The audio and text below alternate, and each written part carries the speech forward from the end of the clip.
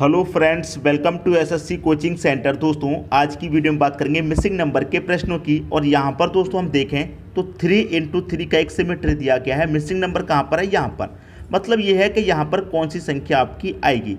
तो अगर मैं बड़ी संख्याओं को देखूँ, ऐसे चलूँगा तो यहाँ पर 16 रहेगा, ऐसे चलूँगा तो यहाँ पर 32 रहेगा। तो करना क्या है दोस्तों, मुझे प्रश्न को इस तरीके से सॉल्व करना है।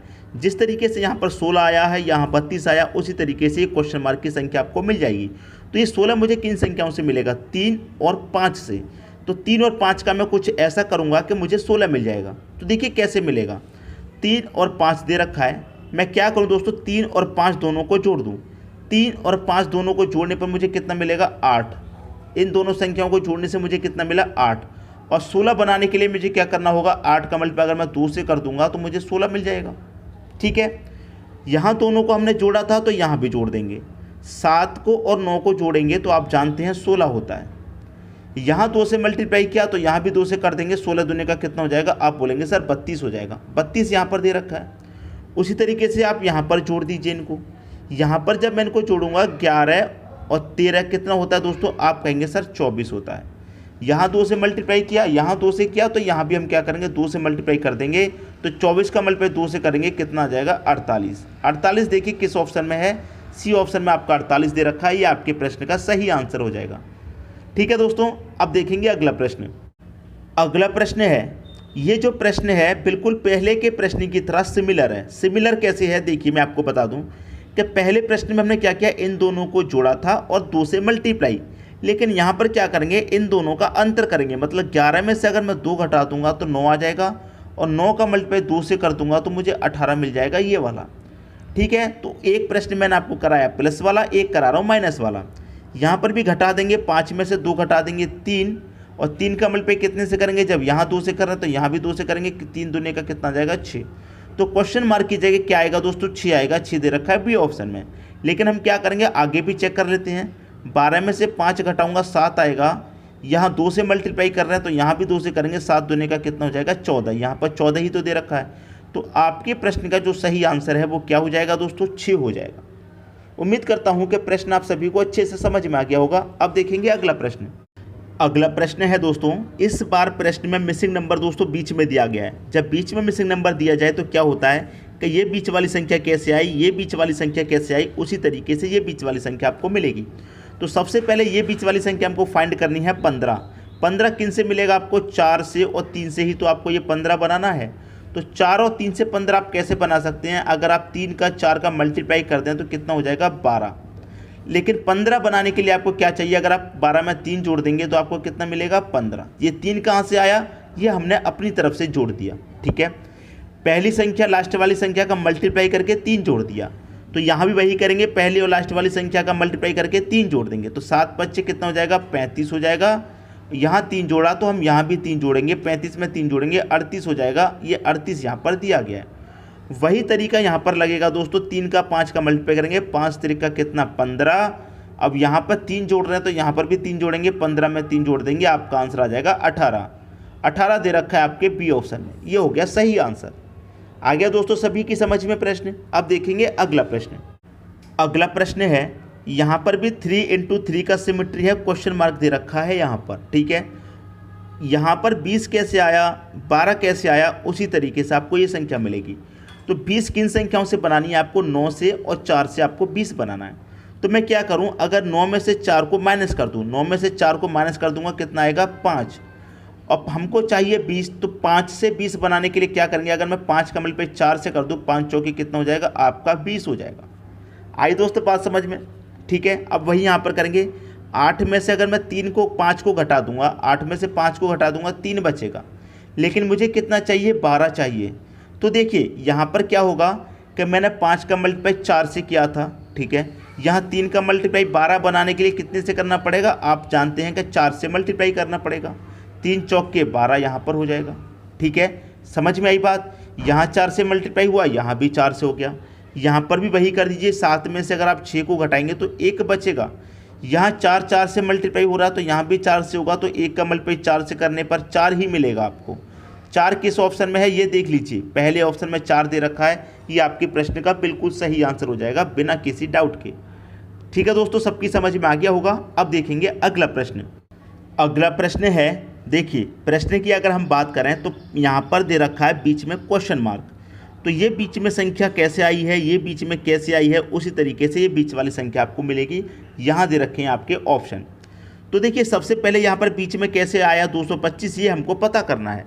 तो 225 किन संख्याओं से मिलेगा आपको, 15 से और 30 से मिलेगा। ठीक है, अब देखिए 15 30 से मुझे कैसे 225 मिलेगा।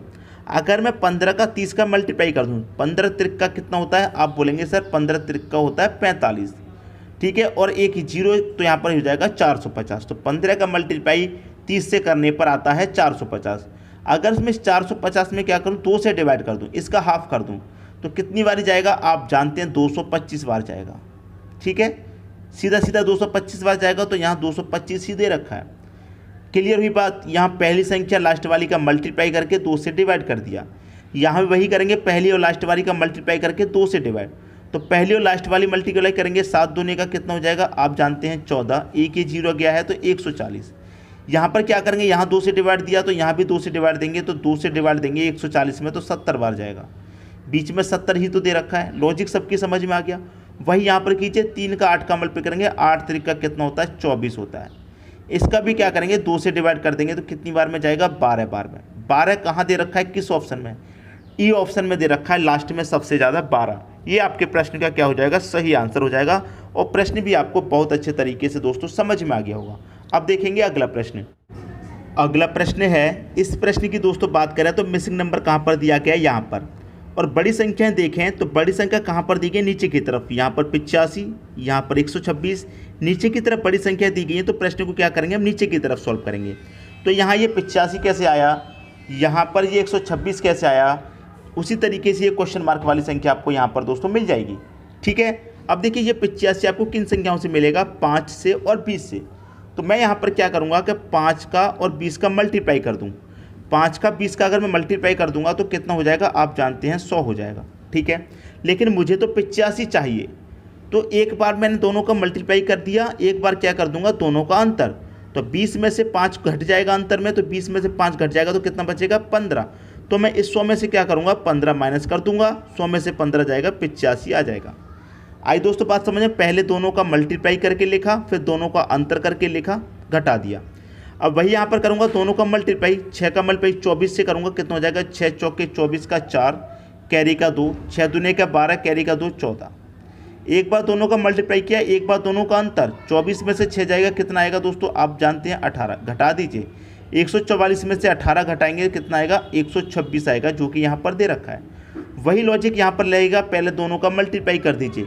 तो 7 का 28 का मल्टीप्लाई करेंगे कितना होता है, 196 होता है। और एक बार दोनों का अंतर करेंगे, 28 में से 7 का अंतर करेंगे तो कितना आएगा, 21 आएगा। अब घटा दीजिए, 6 में से 1 जाएगा 5, 9 में से 2 जाएगा 7, और यहाँ पर 1, आंसर कितना आ जाएगा, 175 आ जाएगा आपके प्रश्न का आंसर। पहले ही ऑप्शन में दे रखा है आपका 175। तो इस प्रश्न का जो लॉजिक था वो थोड़ा अलग था, थोड़ा नहीं बहुत ज़्यादा अलग था। तो ऐसे लॉजिक पर जब सवाल आपसे पूछा जाएगा एग्जाम में, तो आपको ये लॉजिक आना चाहिए, वरना सवाल छूट जाएगा। और सवाल छूटने का मतलब आप जानते हैं, एग्जाम में अगर सवाल छूटता है कोई भी, तो उसका मतलब आप बहुत अच्छे तरीके से जानते हैं। सवाल कोई भी हमको छोड़ना नहीं है, सभी के सभी सॉल्व करके आने हैं। अब देखेंगे अगला प्रश्न। अगला प्रश्न है, इस प्रश्न में भी दोस्तों आप देखेंगे मिसिंग नंबर यहाँ पर है, और बड़ी संख्या कहाँ पर दी गई है, नीचे की तरफ। यहाँ 51, यहाँ 54, तो नीचे की तरफ बड़ी संख्या है। तो प्रश्न को हम क्या करेंगे, नीचे की तरफ सॉल्व करेंगे। तो हमें ये 51 क्या करना है, 7 और 2 का कुछ ऐसा करना है जिससे हमें 51 मिलेगा। तो पहली संख्या क्या दे रखी है आपको दोस्तों, 7। अगर मैं दोस्तों 7 का क्या कर दूँ, स्क्वायर कर दूँ, तो कितना होता है, 49 होता है। 49 में मैं क्या करूँगा, ये वाला 2 जोड़ दूंगा, तो कितना हो जाएगा, 51 हो जाएगा, जो कि यहाँ पर मुझे दे रखा है। यहाँ हमने ऊपर वाली संख्या का स्क्वायर किया, तो यहाँ भी कर देंगे, 9 का स्क्वायर कर दूंगा दोस्तों, 81 हो जाएगा। ठीक है, 81 में मैं 3 जोड़ दूंगा तो कितना हो जाएगा आप जानते हैं, 84 हो जाएगा, जो यहाँ पर दे रखा है। वही यहाँ पर कीजिए, 11 का स्क्वायर अगर आप करेंगे तो 121 होता है। 121 में आप क्या करेंगे, 2 जोड़ देंगे तो कितना होता है, 123 होता है। 123 किस ऑप्शन में है, 123 दे रखा है बी ऑप्शन में। उम्मीद करता हूँ सवाल आपकी सबकी समझ में अच्छे तरीके से आ गया होगा, किसी को भी प्रश्न में कोई भी डाउट नहीं होना चाहिए। ठीक है दोस्तों, अब देखेंगे अगला प्रश्न। अगला प्रश्न है, 3 × 3 का सिमेट्री है, क्वेश्चन मार्क दे रखा है यहाँ पर। ठीक है, अब देखिए बड़ी संख्या की मैं बात करूँ तो नीचे की तरफ क्या आपको बड़ी संख्या है या फिर इस तरफ बड़ी संख्या है? संख्या ऐसी कोई ज़्यादा बड़ी नहीं दी गई है, कहीं पर भी नॉर्मल संख्या है। तो हम क्या करेंगे, प्रश्न को इस तरफ सॉल्व कर लेते हैं। यहाँ पर 10 कैसे आया, यहाँ पर 3 कैसे आया, उसी तरीके से ये संख्या आपको मिलेगी। अब देखिए सीधा सीधा आपके दिमाग में एक बात आ रही है कि 4 में अगर 6 जोड़ देंगे तो 10, 2 में 1 जोड़ देंगे तो 3 और 5 में 8 जोड़ देंगे तो 13 होता है, लेकिन 13 ऑप्शन में नहीं दे रखा। तो इसका मतलब ये जो जोड़ने वाला लॉजिक है ये आपका नहीं लगेगा। ठीक है, 13 आपके क्वेश्चन का आंसर नहीं है, कोई दूसरा आंसर है। दूसरा आंसर क्या है उसे देखिए। यहाँ पर क्या है, पहली संख्या 4, अगर मैं 4 का स्क्वायर कर दूँ कितना होगा 16। पहली संख्या का स्क्वायर कर दिया, दूसरी को मैं क्या करूँगा घटा दूंगा, 6 को घटा दूंगा, 16 में से 6 जाएगा 10 मिलेगा, जो कि यहाँ पर दे रखा है। यहाँ पर वही करूँगा, पहली संख्या का स्क्वायर तो मैं 2 का स्क्वायर करूँगा 4, दूसरी संख्या को मैं क्या करूँगा घटा दूंगा, 4 में से 1 जाएगा 3 आ जाएगा। यहाँ पर वही करूँगा, पहली संख्या का स्क्वायर 5 का स्क्वायर करेंगे 25, 8 को घटा देंगे दूसरी संख्या को, 25 में से 8 घटा देंगे, आपके क्वेश्चन का कितना आंसर आ जाएगा 17 आंसर आ जाएगा। 17 दे रखा है सी ऑप्शन में, आपके प्रश्न का बिल्कुल सही आंसर हो जाएगा 17। मैं उम्मीद करता हूँ कि प्रश्न आप सभी को बहुत ही अच्छे तरीके से दोस्तों समझ में आ गया होगा, किसी को कोई डाउट नहीं होगा। ठीक है दोस्तों, वीडियो देखने के लिए आपका बहुत बहुत धन्यवाद।